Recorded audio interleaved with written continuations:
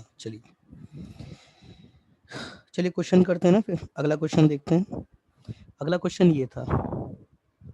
अगला क्वेश्चन था ये एग्जाम्पल। आप लोग बताएंगे, आप बताएंगे कि भाई इसको कहाँ पे इसकी लिमिट चेक होगी। था f of x e raise to the power x minus one, इसका क्यूब था, कोसेक ए एक्स, और ये था l n one plus x square. जब x आपका जीरो नहीं है तब ये कण था, ठीक है ना, और जब x आपका जीरो है तब भी है। कंटिन्यूअस एवरीवेयर, देन फाइंड, जो भी मैं क्वेश्चन पूछता हूँ बात बोल के जवाब दिया कीजिए प्लीज। फाइंड ए बी, मतलब value of a b, value of a B.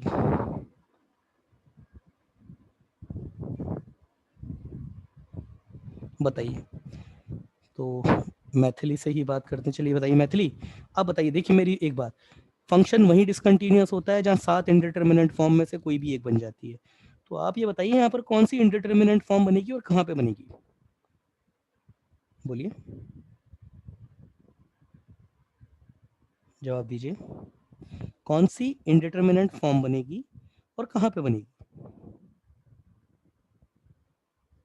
नहीं पता?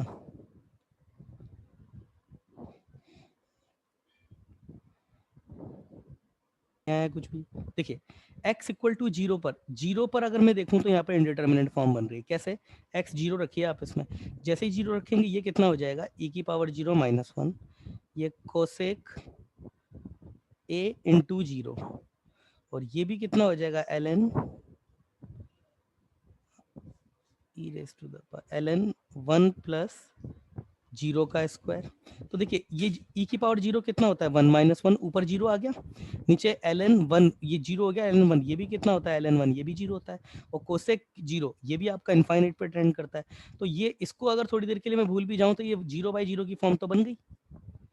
है ना। एक्चुअली फॉर्म तो जीरो बाई जीरो की, और ये आपका कुछ इनफाइनाइट बन रहा है, तो कुल मिला के फॉर्म आपकी जीरो बाई जीरो की बन गई। 7 इंडिटरमिनेंट फॉर्म में से एक फॉर्म आपकी आ गई जीरो पे। इसका मतलब ये केवल जीरो ही एक ऐसा पॉइंट है जहां पर ये डिसकंटिन्यूअस हो सकता है, और एक्स की जगह आप कुछ भी रख दीजिए यहाँ पे,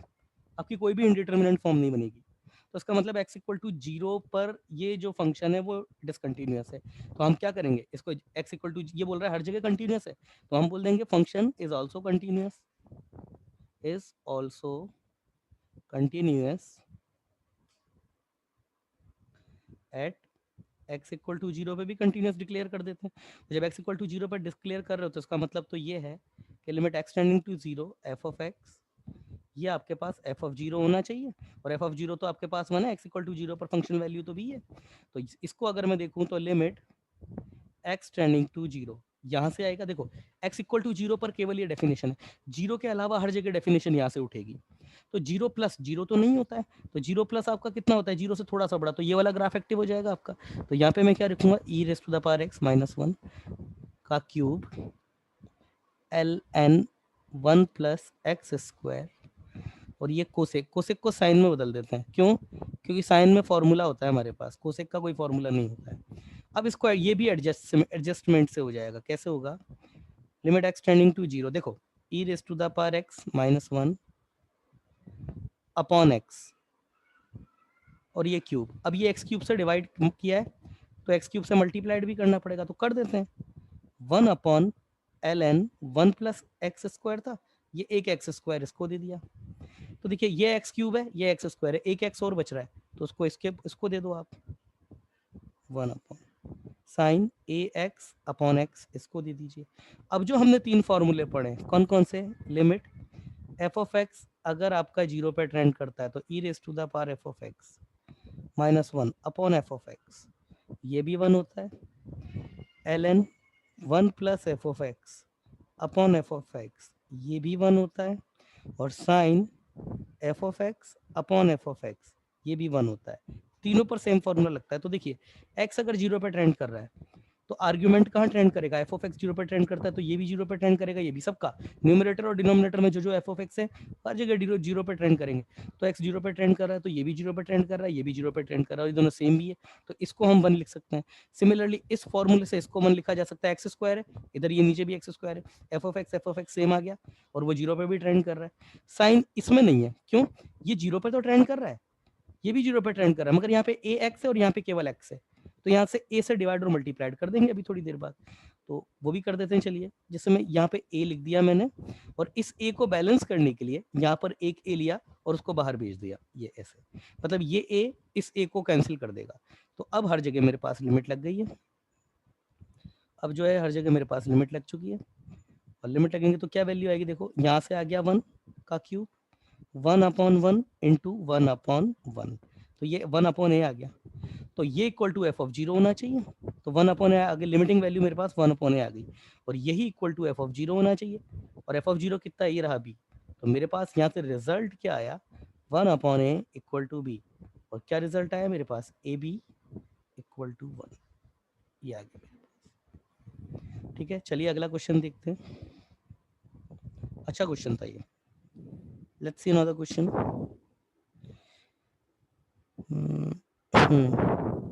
एफ ऑफ एक्स, ये सिंपल क्वेश्चन है, ये क्वेश्चन है आपका x plus a under root 2 sine x 2x cot x plus b, और ये हो जाएगा a cos 2x minus b sine x. क्या क्या हुआ,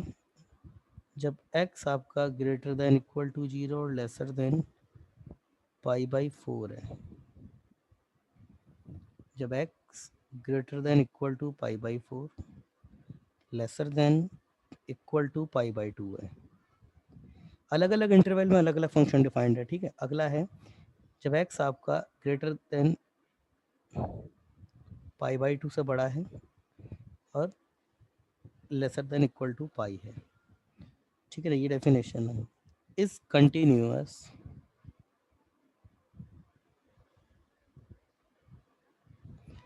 इन 0 to pi, then find A and B, A और बी की वैल्यू बतानी है। ये फंक्शन आपका 0 से लेके पाई में हर जगह कंटिन्यूअस है, तो क्या कोई बच्चा यहाँ मुझे बता सकता है कि इस फंक्शन के 0 से पाई में अगर कंटिन्यूअस है तो प्रॉब्लम कहाँ कहाँ पे आएगी,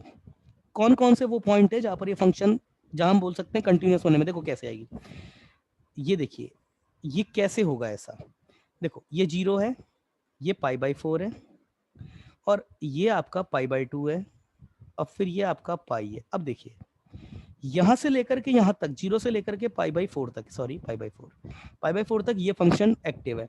तो 0 पहले तो देखो x अगर 0 रख दूंगा तो 0 पे ये 0 से तो स्टार्ट होगा ये, अब 0 पर क्या होगा, ये फंक्शन कैसे भी मूव करेगा, मुझे नहीं पता कैसे मूव करेगा, मैं मान लेता हूँ एग्जाम्पल के लिए, मान लेता हूँ कि भाई इसका ग्राफ कुछ कुछ ऐसा आएगा, सिर्फ मेरी बात सुनिए, ये कुछ कुछ ऐसा आएगा π/4 पे, ये देखो π/4 यहाँ डिफाइंड है, π/4 से पहले ये एक्टिव है, π/4 से यहाँ ये डिफाइंड है, सपोज ये π/4 पे यहाँ इसने छोड़ दिया इसको, π/4 से पहले तक एक्टिव है, π/4 पे ये जो है वो होलो सर्कल ले लेगा, क्यों, π/4 पे यहाँ से डेफिनेशन स्टार्ट होगी। अब ये यहाँ से ये अब अगला फंक्शन जो है दूसरा π/4 से π/2 में ये स्टार्ट है, अब ये बोल रहा है हर जगह कंटिन्यूअस है, इसका मतलब क्या है, जहां पे ये खत्म हो रहा है वहीं से ये स्टार्ट हो जाए, इसका मतलब इसका जो ग्राफ होगा वो फिर यहीं से ही स्टार्ट होना चाहिए। तो ये π/2 पे सपोज ये ऐसे कुछ ब्रेक हो जाता है, अब π/2 से ये देखिए π/2 पे ये वैल्यू ले रहा है, ये π/2 पे वैल्यू ले रहा है एक्चुअली, सपोज ये π/2 पे ये यहाँ है इसकी वैल्यू, ये इधर ले रहा है π/2 पे वैल्यू, ये कुछ ऐसे स्टार्ट हो रहा है, ऐसे ये करके सपोज ये π/2 पे यहाँ से ये वैल्यू ले रहा है, क्योंकि π/2 से वैल्यू ले सकता है ये। अब π/2 के बाद फिर ये एक्टिव हो रहा है और ये बोल रहा है कंटिन्यूअस है, तो इसका मतलब है ये फंक्शन जहां पर ये वैल्यू ब्रेक करेगा वहीं से ये वैल्यू कैच कर ले, इसका मतलब इस ये फंक्शन जो है वो फिक्स यहीं से ही स्टार्ट हो जाए, फिक्स यहीं से ही स्टार्ट हो जाए, ऐसे करके कुछ पाई पे कुछ भी जाए अब ना, कुछ भी हो जाए, अब कुछ भी, तो इस तरीके से चेन बननी चाहिए। इसका मतलब क्या हो कि π/4 से पहले ये जहां ब्रेक हो रहा है π/4 पे उसी वैल्यू से ये पकड़ ले, और फिर π/2 पे यहाँ जहां ये ब्रेक हो रहा है उसके जस्ट बाद ये उसको पकड़ ले। यही तो होता है। इसका मतलब π/4 पर जितना ये आ रहा है उतना यही आ जाए, π/2 पर जितना ये आ रहा है उतना यही आ जाए। यही तो मतलब है इस चीज का। मेरी बात क्लियर हुई या नहीं हुई, प्लीज रिप्लाई कीजिए। मेरी बात समझ में आई आपको? रिप्लाई कीजिए प्लीज। समझ में आई मैथिली? आपको समझ में आया? अनिरुद्ध, समझे आप इस बात को? रिपीट कीजिए। हाँ हाँ बिल्कुल। देखो देखो इधर देखो, ये फंक्शन है ये वाला। पहले तो देखो ये बोल रहा है कि ये 0 से पाई में कंटिन्यूअस है, तो x में पहले 0 रखा, तो 0 रखा तो ये भी 0 हो गया, ये भी 0 हो गया। इसका मतलब ये 0 से स्टार्ट हो रहा है, π/4 तक ये जाएगा। मुझे नहीं पता π/4 तक कैसे जाएगा। अच्छा, 0 से लेके π/4 पे ना तो ये कभी नॉट डिफाइंड होगा ना ये कभी नॉट डिफाइंड होगा। इसका मतलब 0 से लेके π/4 के बीच में कुछ ना कुछ नंबर तो ये दोनों देंगे। इसका मतलब 0 से लेके π/4 में हर जगह कंटिन्यूअस है ये दोनों। अब 0 से लेके π/4 पे मान के चलो इसने यहाँ पर ग्राफ को ब्रेक कर दिया, इसने यहाँ पे ग्राफ को ब्रेक कर दिया। मैं दोबारा बना देता हूँ।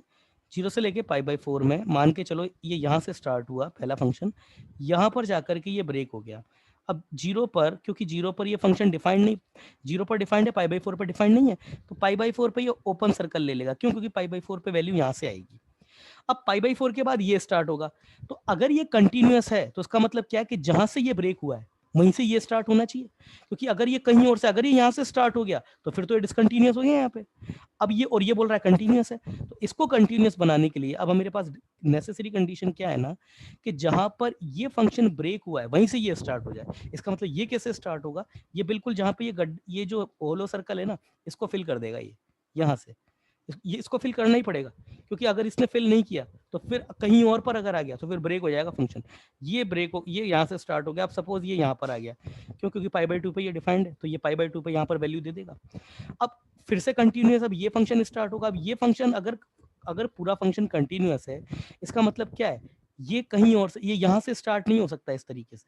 क्योंकि अगर ये यहाँ से स्टार्ट हो गया तो डिसकंटिन्यूअस हो जाएगा। और कंटिन्यूअस बनाने के लिए क्या है कि ये फंक्शन जहाँ पे ये वैल्यू को ब्रेक करेगा वहीं से ही स्टार्ट हो इस तरीके से, और फिर आगे तो कैसे भी जाए। केवल यहाँ पर प्रॉब्लम है π/4 पर और π/2 पर। एक तो यहाँ पर कंटिन्यूटी चेक करनी है और एक यहाँ कंटिन्यूटी चेक करनी है, बस ऐसा पता पड़ा। ये है इसका चेक करने का तरीका। जहां पर ये फंक्शन ब्रेक हो रहे हैं ना, वहां पे कंटिन्यूटी चेक करनी है आपको, अमूमन वहीं पे ही करनी होती है। अब क्लियर है आपको? रिप्लाई कीजिए। अब क्लियर है आपको? रिप्लाई कीजिए प्लीज। क्लियर है तो चलिए, अब अगर क्लियर है तो अब क्वेश्चन करते हैं, इसको हटा देते हैं। तो अब मेरे पास जो डिसकंटिन्यूटी है मैं चेक कर लेता हूँ। तो डिसकंटिन्यूटी कैसे चेक करूंगा कि limit x tending to π/4 plus π/4 पर π/2 पे f ऑफ x, ये आपके पास limit x tending to π/4 minus होना चाहिए, और यही आपके पास इक्वल टू f ऑफ π/4 भी होना चाहिए। यही तो मतलब है इस चीज का। तो अब ये है π/4 प्लस, तो π/4 प्लस तो यहाँ से आएगा, तो ये हो जाएगा limit x tending to π/4 plus, तो π/4 प्लस यहाँ पे रखिए, π/4 प्लस यहाँ पे रख दीजिए, तो π/4 प्लस में रखूंगा तो 2, ये हो जाएगा π/4 प्लस। π/4 प्लस रखना है तो क्या रखें, π/4 प्लस h रख देते हैं। तो π/4 प्लस या तो ऐसे लिखूं या फिर π/4 प्लस h लिख दूं, बात तो वही है। तो चलिए अभी तो ये cot π/4 प्लस और ये प्लस b हो गया, equal to limit x tending to π/4 minus. देखो बोर्ड में तो इस क्वेश्चन को करने का बहुत लंबा तरीका होता है, IIT JEE में इसको शॉर्ट तरीके से किया जाएगा, है ना। पहले मैं ये थोड़ा सा लेंदी तरीका बता रहा हूँ, फिर इसका एक शॉर्ट तरीका भी है, वो भी देखेंगे अभी। π/4 माइनस, तो ये π/4 माइनस पे, तो आई एम सॉरी π/4 प्लस पे, π/4 माइनस पे यहाँ से फंक्शन एक्टिव हो जाएगा। तो π/4 जो है वो, अरे को यहाँ पे फंक्शन रखना चाहिए था, अरे यहाँ पे फंक्शन लिखना था मुझे। तो ये 2x plus cot x plus b, ठीक है। π/4 माइनस यहाँ से फंक्शन एक्टिव होगा, तो ये x a√2 sin x, और f ऑफ π/4 की बात करूं तो π/4 पे इक्वलिटी यहाँ होल्ड हो रही है, तो π/4 पे फंक्शन यहाँ से डिफाइंड होगा, तो ये कितना होगा, x की जगह पाई बाई 4 रख दीजिए, तो pi by 4 into cot pi by 4 plus b. अब पाई बाई 4 माइनस प्लस रख दीजिए, इसमें पाई बाई 4 माइनस रख दीजिए, तो limit x tending to pi by 4 plus, यहाँ रखता हूँ मैं 2 पाई बाई 4 प्लस, ये हो जाएगा मेरा प्लस कॉट, ये इंटू इंटू है ना, इंटू कॉट इंटू है, ये मल्टीप्लाइड ना, multiplied cot pi by 4 plus, और ये प्लस बी हो गया, पाई बाई 4 प्लस मतलब पाई बाई 4 से थोड़ा सा बड़ा, यहाँ पे limit x tending to pi by 4 minus, तो रख दीजिए value pi by 4 minus plus a under root 2 sine pi by 4 minus pi by 4 से थोड़ा सा छोटा, और इक्वल टू इसकी, ये तो खैर सिंपल ही है आपके पास में, तो ये आपके पास pi by 2 cot pi by 4 तो 1 होता है, ये प्लस बी आ गया। अब इधर देखिए आप इसको, ये आपके पास पाई बाई 4 प्लस, तो इसको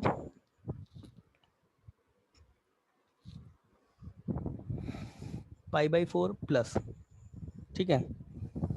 तो इसको जब मैं करूँगा इसमें, तो इसको मैं ऐसे लिख सकता हूँ pi plus upon 4 into two ऐसे, और कॉट पाई बाई 4 प्लस, देखिए कॉट का ग्राफ देखिए आप, कॉट आपका पाई बाई 4 से बड़ा है, तो मतलब पाई आप थीटा आपका पाई बाई, कॉट का ग्राफ कुछ ऐसा आता है, ये होता है कॉट का ग्राफ, तो ये होता है पाई बाई 4, थोड़ा अच्छे से देखिए,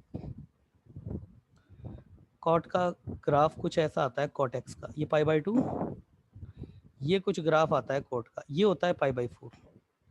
पाई बाई 4 पे कॉट आपका इधर 1 हो जाता है, पाई बाई 4 से प्लस होगा, तो कॉट पाई बाई 4, देखिए अगर पाई से इधर जाएंगे तो ये ग्राफ पे नीचे आ जाओगे, तो पाई बाई 4 प्लस पे कॉट आपका कहाँ जाएगा, 1 से छोटा हो जाएगा, तो अगर ये कॉट पाई बाई 4 थीटा अगर पाई बाई 4 से थोड़ा सा बड़ा है, तो कॉट आपका 1 से थोड़ा सा छोटा हो जाएगा, देखो ना ये पाई पे ये 1 है, पाई बाई 4 से पहले जाओगे, पाई बाई 4 माइनस हो जाओगे तो 1 से ऊपर चले जाओगे, पाई बाई 4 प्लस हो जाओगे तो 1 से नीचे आ जाओगे, तो इसका मतलब कॉट पाई बाई 4 प्लस की जगह मैं 1 माइनस 1 से थोड़ा सा छोटा लिख सकता हूँ, इंटू 1 से थोड़ा सा छोटा, थोड़ा सा ही छोटा, equal to b plus b, ये कितना हो जाएगा, ये pi by 4 minus as it is, और ये plus a under root 2 sine, ये under root 2 sine pi by 4 minus pi by 4 से छोटा, साइन आपका इंक्रीजिंग फंक्शन होता है, ये पाई बाई 4 पे कितना होता है, ये 1 upon root 2, pi by 4 minus पे 1 अपॉन रूट 2 से छोटा हो जाएगा, तो इधर लिख देते हैं 1 अपॉन अंडर रूट 2 से थोड़ा सा छोटा, ठीक है। आगे देख इसको, और मैंने इंक गलत चूज कर ली, अब यहाँ इसको मैं थोड़ा सा इजी कर लेता हूँ, तो ये pi by pi plus upon 2, और ये 1 माइनस तकरीबन 1 ही है वो, तो उसको 1 लिख देते हैं, है ना, पाई प्लस को भी पाई लिखा जा सकता है, पाई से कितना सा, बहुत थोड़ा सा छोटा, पाई प्लस बहुत थोड़ा सा छोटा, तो तकरीबन पाई हो जाएगा वो, ये इंटू 1, इसको 1 लिखा जा सकता है, ये हो गया बी। इसी तरीके से यहाँ पर भी पाई बाई 4 से थोड़ा सा छोटा, तकरीबन पाई बाई 4 ही लिख दीजिए उसको, और यहाँ पर ए अंडर रूट 2, ये 1 अपॉन रूट 2 से थोड़ा सा छोटा, तकरीबन 1 अपॉन रूट 2 ही लिख सकते हैं इसको, कोई प्रॉब्लम नहीं है, और ये इक्वल है आपके पास ये pi plus b, pi plus b वो तो यहाँ से ही आ गया, तो चलिए मैं पेज चेंज कर देता हूँ, ये pi by 2 plus b equal to, ये आएगा मेरे पास, क्या था वो मैंने बिठा दिया उसको, ये था मेरे पास I think pi by 4 plus A by root 2, ये ए आया था, तो यहाँ से मेरे पास एक इक्वेशन आ गई, ये एक इक्वेशन आ गई मेरे पास, और ये इक्वेशन क्या आई है मेरे पास, B plus pi by 4 equal to A, ये एक इक्वेशन आ गई। अब मैं पाई बाई 2 पे limit x tending to pi by 2 plus f of x equal to limit x tending to pi by 2 से थोड़ा सा छोटे पर लिमिट ये, और ये equal to f of pi by 2 होना चाहिए। तो अब पाई बाई 2 पर आपका फंक्शन कौन सा एक्टिव था, वो आपका फंक्शन भाई, अब वो देखिए दोबारा पीछे देख लीजिए, ये था फंक्शन आपका, तो pi by 2 plus pi by 2 plus पे आपका यहाँ से फंक्शन एक्टिव हो जाएगा, पाई बाई 2 माइनस पे यहाँ से, पाई बाई 2 पे भी यहाँ से, तो ये रहा आपका पाई बाई 2 प्लस, तो इसको उधर रख देते हैं यहाँ पर, cos 2x minus B sine x, तो करते हैं चलिए, लिमिट पाई बाई 2 प्लस पे, तो limit x tending to pi by 2 plus क्या फंक्शन था, a cos 2x minus B sine x equal to limit x tending to pi by two minus pi by two से थोड़ा सा छोटा, और यहाँ पे मेरे पास क्या हो जाएगा, देखिए ये वाला फंक्शन था, ये वाला पाई बाई टू माइनस पे ये वाला फंक्शन एक्टिव है, इसको लगा देते हैं। ये हो जाएगा मेरे पास पाई बाई टू माइनस पे, तो ये 2x cot pi by to और ये प्लस का b, तो पाई बाई टू माइनस जब यहाँ पे रखेंगे, अब रख दीजिए आपके पास में लिमिटिंग वैल्यू रख दीजिए, तो a cos 2 into pi by two से थोड़ा सा बड़ा, तकरीबन पाई बाई टू यही है, माइनस b और ये साइन पाई बाई टू से थोड़ा सा बड़ा इक्वल टू लिमिट इसमें वैल्यू दीजिए, तो 2 इंटू पाई बाई टू से थोड़ा सा छोटा, तकरीबन पाई बाई टू यही है, और ये कॉट एक्स था रे, एक्स था यहाँ पे, ये एक्स है, कॉट ये पाई बाई टू प्लस का भी, आगे देख लेते हैं, ए कॉट पाई बाई, देखिए आपके पास ये कॉस 2 और 2 से 2 कैंसिल हो गया, A cos pi plus minus B sine pi by two से थोड़ा सा बड़ा इक्वल टू, ये 2 से 2 कैंसिल, ये पाई माइनस 2 से तो 2 कैंसिल हो गया, पाई से थोड़ा सा छोटा, और ये cot cot pi by two, देखिए कॉट पाई बाई टू से थोड़ा सा छोटा, कॉट का ग्राफ आप देखिए, आप ये होता है कॉट का ग्राफ, ये पाई बाई टू पे आपका जीरो होता है कॉट, पाई बाई टू से थोड़ा सा छोटा होगा तो कितना होगा, तकरीबन जीरो ही होगा, तो इसको तकरीबन जीरो या फिर जीरो से थोड़ा सा छोटा लिख सकते हैं, तो जीरो तो नहीं है, जीरो से थोड़ा सा बड़ा है, तो जीरो प्लस लिख सकते हैं, तकरीबन वो जीरो ही है, आगे जाके उसको जीरो ही करेंगे अपन, ये हो गया प्लस बी। यहाँ से अगर मैं देखूँ तो ये कितना हो जाएगा, ए कॉस पाई प्लस तकरीबन पाई, कॉस पाई आपका कितना होता है -1, साइन पाई बाई टू ये आपका बी, और ये हो गया आपके पास में तकरीबन ये बी खत्म, ये तो जीरो हो गया, ये बी से बी कैंसिल। अब यहाँ से मेरे पास इक्वेशन क्या आई, यहाँ से मेरे पास इक्वेशन आई आपके पास minus A minus B equal to B, और यह आया मेरे पास A equal to 2b, minus A equal to 2b और minus A equal to 2b। अब इन दोनों इक्वेशन को सॉल्व कर लीजिए, तो ये माइनस ए की मतलब ए इक्वल टू माइनस 2b, ये वैल्यू उठा करके यहाँ रख देता हूँ मैं, तो और है मेरे पास b plus pi by 4 equal to A, इन दोनों इक्वेशन को सॉल्व कर लेते हैं, तो ए की वैल्यू उठा करके इसमें रख देते हैं यहाँ पे उठा के, तो b plus pi by 4 equal to minus 2b, ये इधर आ जाएगा, तो b upon 4 equal to minus 3b और b equal to minus pi by 12 आ गया, और a कितना हो जाएगा, a इक्वल टू तो आपका -2b है ही सही, तो a आपका कितना हो जाएगा, 2 से मल्टीप्लाइड करेंगे 6, तो ये पाई बाई 6, यस ये आपका आंसर है दोनों, यही आंसर है, आंसर यही गिवन है, पाई बाई 6 और माइनस पाई बाई 12, यही आंसर गिवन है आपके। क्लियर है आपको, रिप्लाई कीजिए प्लीज, क्लियर है, क्लियर है दोनों।